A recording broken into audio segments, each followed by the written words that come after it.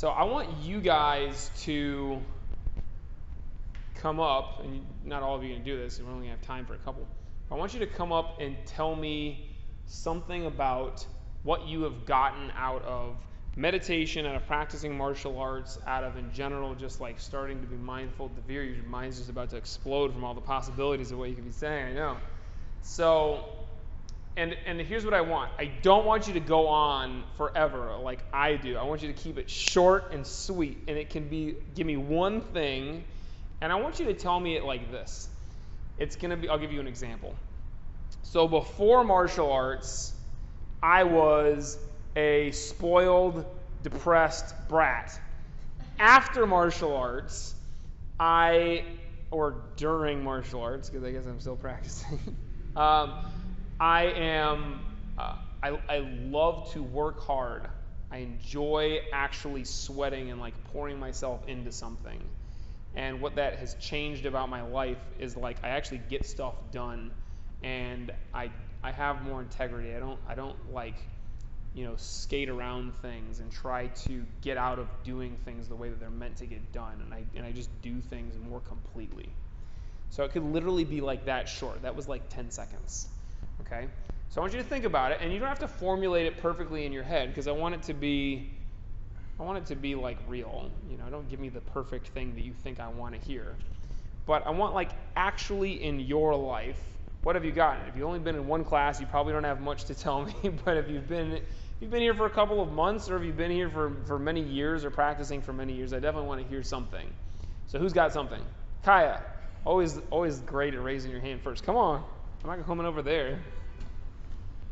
All right, so I'll hold it and you just talk. Perfect.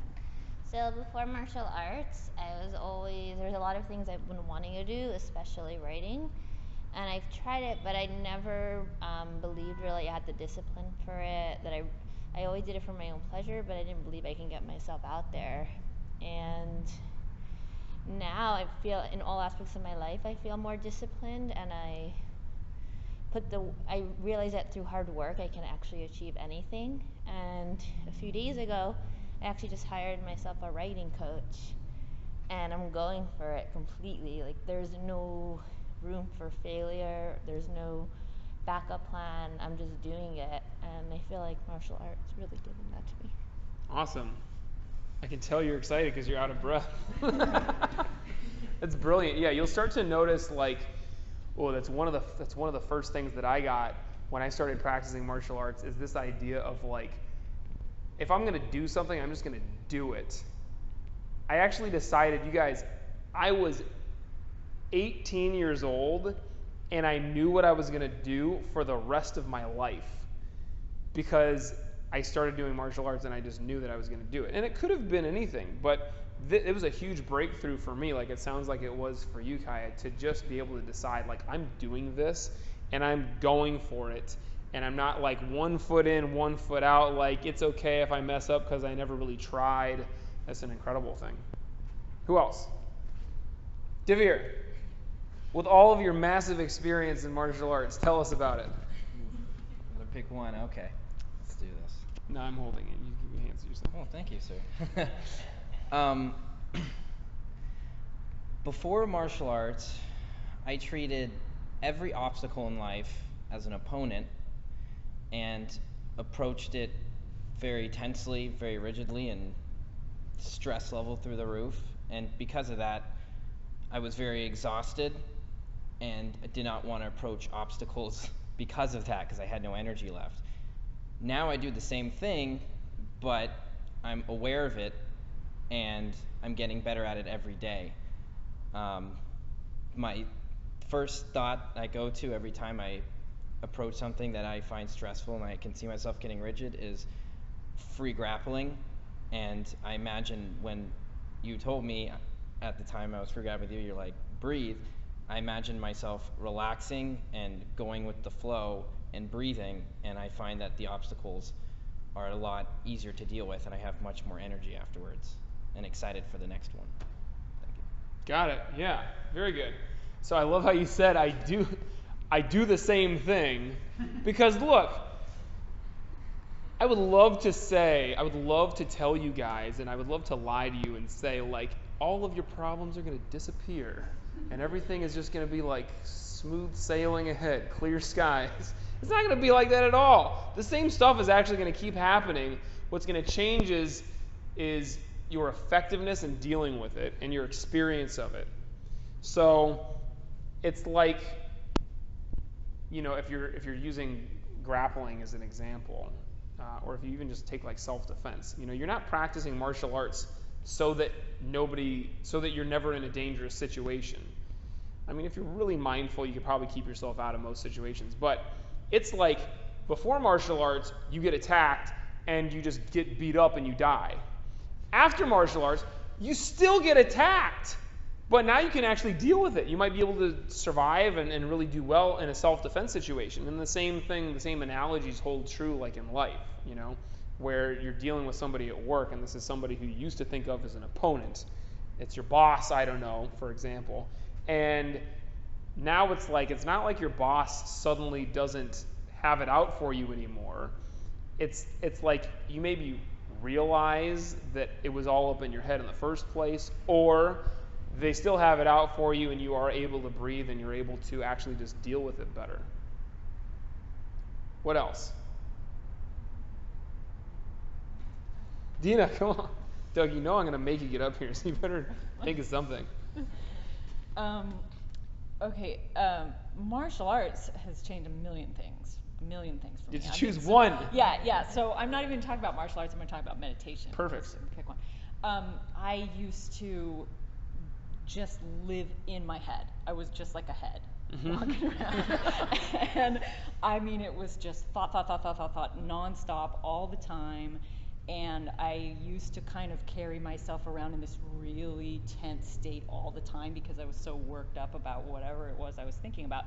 And meditation has given me a chance to just not be a giant head floating around anymore. Now I actually can get some space, and I can stop that train and kind of just step back and see it and choose to get back on or not get back on.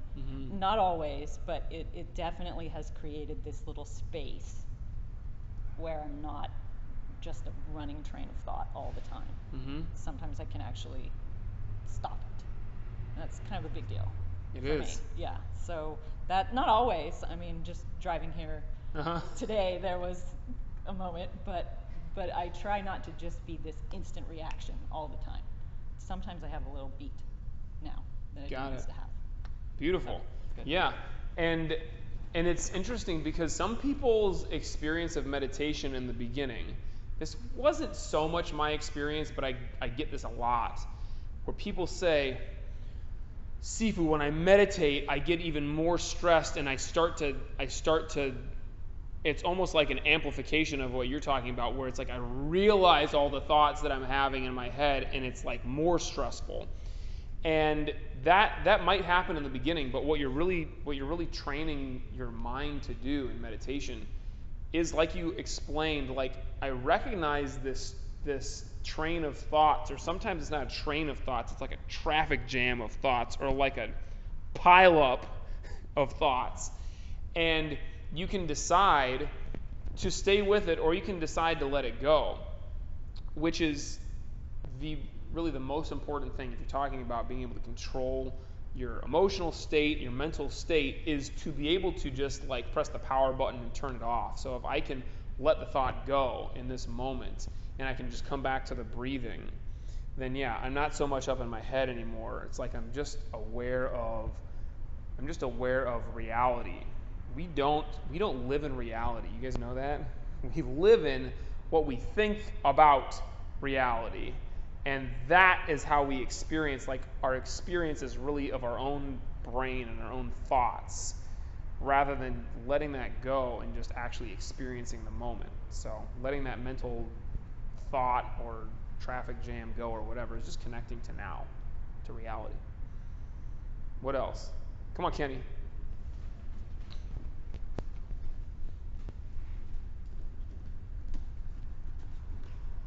So before practicing martial arts, my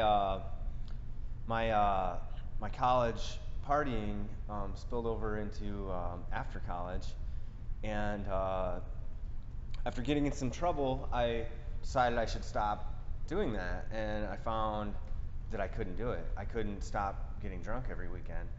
And after attending martial arts for about a couple years, I learned that you're never old to stop learning, and I learned that you can gain a little bit of control over your ego and your pride, and I got over those things, and I sought help, and it was a big lesson in humility, and I haven't drank alcohol in almost 10 years, and I help other people do the same. Got it. Beautiful. Yeah, and I think one of the best things that you'll get out of practicing and out of meditating and all that is to recognize, like, wait a minute, there's like a world, there's a whole existence and a whole world beyond what I have thought of as like the possibilities for myself and the possibilities for life. And you might decide that like all of the answers are within your practice and all the answers are within the books in the lobby and within meditation and all that. Or you might decide like, this is brilliant. This is making me think about where else can I go and like how else can I kind of get help with this. And you'll see the principles are super related across disciplines.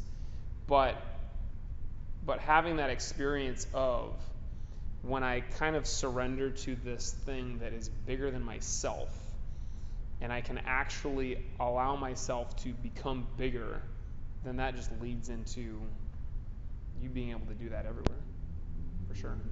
Doug, stand up.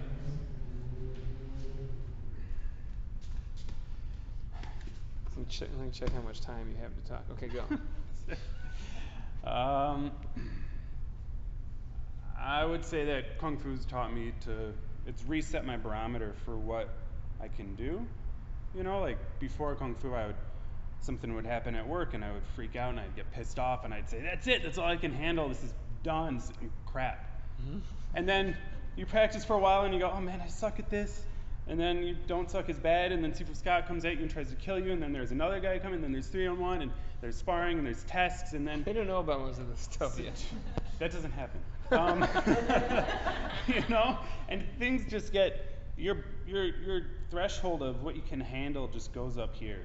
And you know, on a scale of 1 to where I should be, I'm not very far, but it's a lot further than I was. Mm-hmm. And then you go back out, and you're like, this is nothing.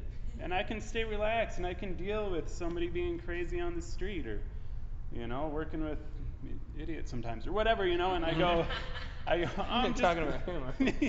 I mean, you know, and I can stay calm, and I can think back on a test, or I think back on something that we've gotten through here, mm-hmm. And I just realized I got so much more in the tank. Mm-hmm. Got it. Yeah, we fixed your gas gauge. I love thinking about, we have, at Sifu Brown School back in Michigan, we have this kids program called Lohan. And the Lohan kids are basically like, it's like if you were to go through, I've never been in the military, but I can imagine that it's about like this, except we put like 12-year-olds through it. And they take this test, and the test will sometimes go on for hours, and they're put through the ringer, and it's physically very challenging, but really what's happening is you're getting mentally challenged to the point where it's like the more advanced adult tests here, where you run up against the wall and you'll kind of fall down, and then you decide, am I going to get back up or not? And you get back up and you go, and you hit another wall and you fall down and you get back up and you go. And I've seen students, adult and kids, but I love thinking about the kids because it is just, I'm often in awe of what these young people are able to do and what they put themselves through and refuse to give up on. And I'll see a kid like standing in a horse stance like this with tears just streaming down his face. He like cannot believe that he's still standing in the horse stance. And it's like, because they care about their practice so much, and because they're willing to try so much, they get strong. They get strong in a way, and this happens to all of us with any amount of time and practice. You have this experience of, that was the hardest thing I've ever done. And then everything else doesn't seem that bad. So, and we've all had experiences in life that like shake us, right? But you will get this experience at some point in your practice that is going to shake you, and you might fail a test, or you might be in class and you just have to give up, and there will be a time where you just refuse to give up, and you go through it, you fight through it, and you come out on the other end of it, and you take that with you.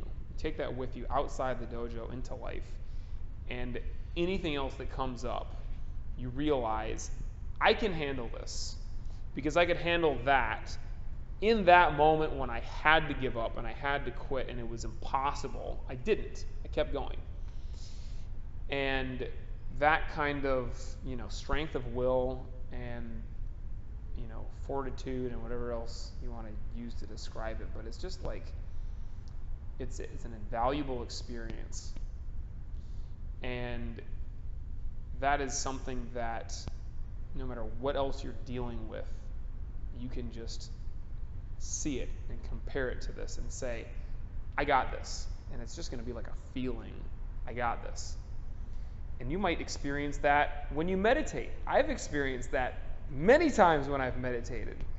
So tonight is not going to be that bad. It's only going to be about 15, 20 minutes. But when you sit and meditate, you're going to have the opportunity to, you get an itch and you're going to really want to itch it, or you can say, nope, I'm not doing that right now. Or you're going to have something really aches and you can have the opportunity to move it and pop your hip, or you can say, nope, I'm not doing that. Mostly you're going to have the opportunity to think about whatever your brain wants to think about and go off on that little trip through the valley, or you can say, no, I'm going to stay right here in this moment on this breath, and I'm going to discipline my mind. And it's going to be hard, and you're going to do it anyways. And then you can take that with you. Sit comfortably.